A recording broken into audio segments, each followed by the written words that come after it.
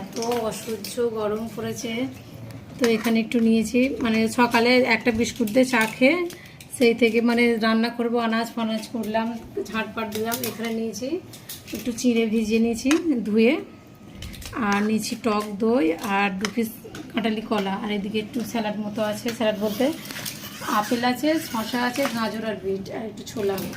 আমার ছেলে খাবে আপেলটা, আর বাকিগুলো আমি ধরো ধার দিয়ে ধরো।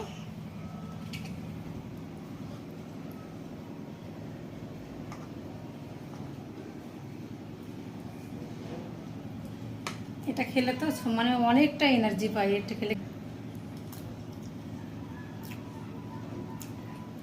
শরীরটাও ঠিক থাকে।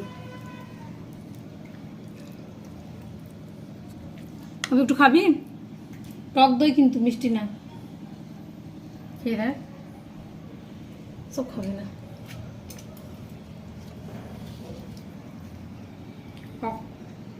কলা